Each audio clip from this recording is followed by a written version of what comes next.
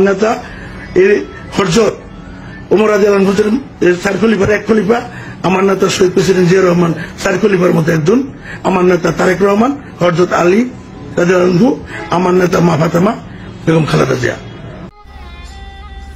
আসসালামু আলাইকুম, কেমন আছেন সবাই? আশা করি ভালো আছেন, দোয়া করি ভালো থাকেন।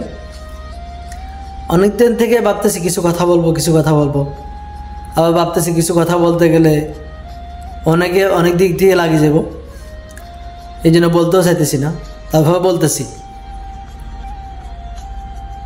আমি ব্যক্তিগতভাবে আমি বিএনপিকে সাপোর্ট করি, বা বিএনপিকে ভালো লাগে। কারণ বর্তমানে বাংলাদেশের যে পরিস্থিতি, এই পরিস্থিতি দেখে বিএনপির উপর থেকে কেমন যেন আস্থা উঠে গেছে। এখন হয়তো অনেকে বলবেন, আমার মতো একজন মানুষের বিএনপির উপর আস্থা উঠে গেলে কী হইব?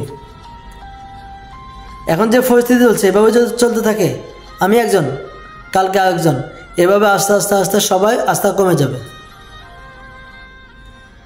মানে মূল পয়েন্টে আসি। বর্তমানে আওয়ামী লীগ আর বিএনপির ভিতরে কোনো তফাৎ নেই। কেন জানেন? আগে আওয়ামী লীগের নেতা কর্মীরা সরকারকে তেল মারার লাগিয়া, সরকারকে খুশি করার লাগিয়া পাবলিকের পিছিয়ে বাঁশ দিছে। মাইক হাতে পাইলে যখন যা আসে মনে তাই বলে, কি বলতে হবে না বলতে হবে তাদের তখন হোশ জ্ঞান থাকে না। সেম ক্যাটাগরি এখন বিএনপির ভিতরে। এখন মাইক হাতে নিয়ে যখন যা আসতেছে তাই বলতেছে, মুখে যা আসতেছে তাই বলতেছে। তাদের এখন হোশ জ্ঞান নেই, কখন কি বলতে হবে, কোথায় কি বলতে হবে না বলতে হবে, তাদের হোশ জ্ঞান সব শেষ। তো এইভাবে যদি চলতে থাকে, জনগণের যে একটা আস্থা ছিল বিএনপির উপরে, সব নষ্ট হয়ে যাবে। তো এখনও সময় আছে, সময় থাকতে শোধ হয়ে যান। আপনারা যেভাবে করতেছেন, আপনাদের গর্ত আপনারা করতেছেন। অন্তর্বর্তী সরকার নির্বাচন দিবে, তার জন্য একটু ওয়েট করেন, অপেক্ষা করেন।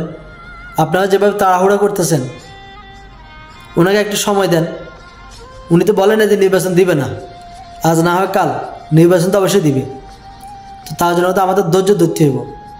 আপনারা যেভাবে শুরু করছেন বাংলাদেশের ভিতরে, এভাবে আপনাদের আস্থা, আপনাদের উপর থেকে জনগণের আস্থা সব উঠে যাবে। যাই হোক, সবাই ভালো থাকেন, সুস্থ থাকেন। আসসালামু আলাইকুম।